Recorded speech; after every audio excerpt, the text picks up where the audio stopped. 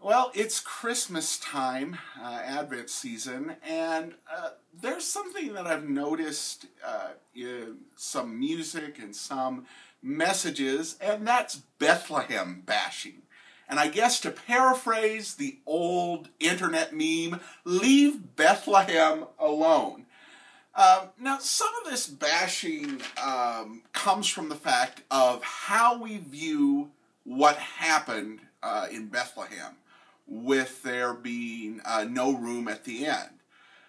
When I was growing up, I had, and I had an imagination that it was a lot like, in America, where, I imagined them riding up in the donkey to their equivalent of the Motel 6, and no rooms at Motel 6.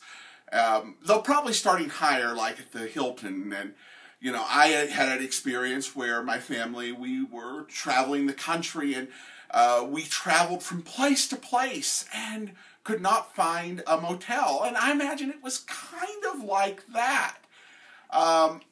And you also get a lot of imagery.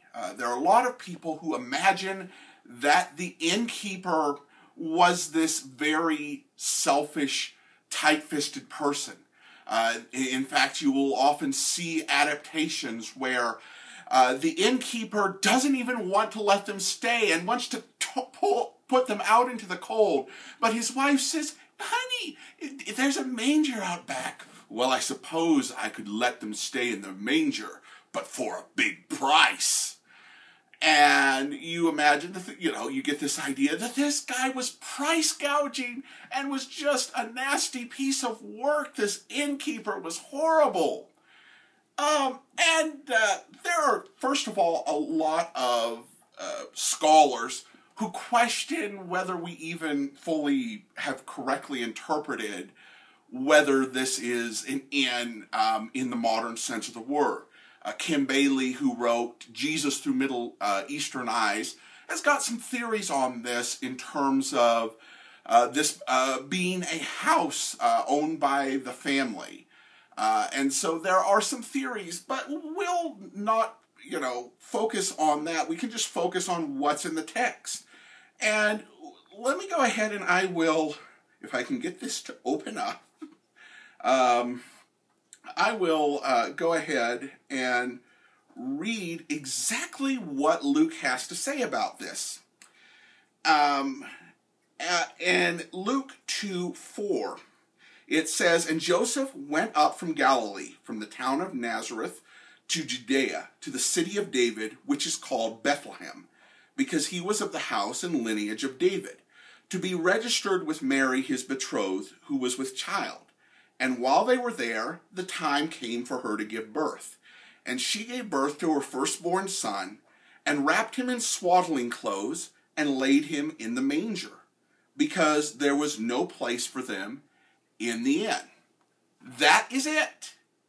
No price gouging. There's not even a mention of having to search from place to place.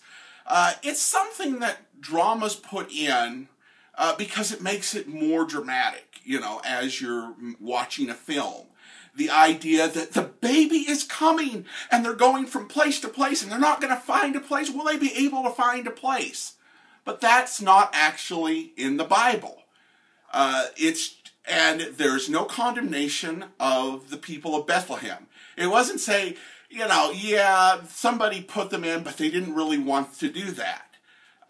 So that image wasn't there. And I think we have to think about what this was like. Bethlehem was not a metropolitan center. It was the city of David, where David was born, his family was born, and they became quite prominent, but they moved throughout the kingdom. They became princes and rulers over other areas. There was captivity, but David had a lot of descendants, and this would be a very big family. So you're a small town, maybe a couple, 3,000 people, and suddenly this emperor makes a decree all the way in Rome that everybody has got to come back to Bethlehem. And even if there were paid-ins, you would just because of the nature of hospitality, you would have people taking these people who came there and were part of the family, even distantly, into their homes. And so you had this town that was absolutely overrun and overwhelmed with people. It was not that they were inhospitable, that they were cruel, that they were uncaring, or that they were indifferent. You cannot get any of that from Scripture. You can't get that from any inference that these people were horrible or wicked or unkind. You don't get that at all. And there are messages that people try to take out of this, which are nice messages. They say, don't be greedy and grasping. Well, we shouldn't be greedy and grasping. There are other scriptures that support that. But that's not in here. It doesn't have anything to do with that. We shouldn't be so busy that we don't have any room for Jesus. That's true, but that's not in here. That's not the message. If you want to really understand the message of Bethlehem, as this place where Jesus was born, when it comes to inviting Jesus in, sometimes we take a look at our lives and we say, I don't have anything to offer.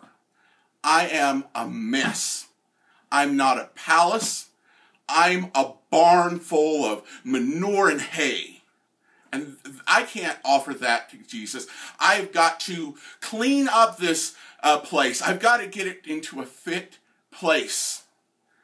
And we just feel like we're not worthy.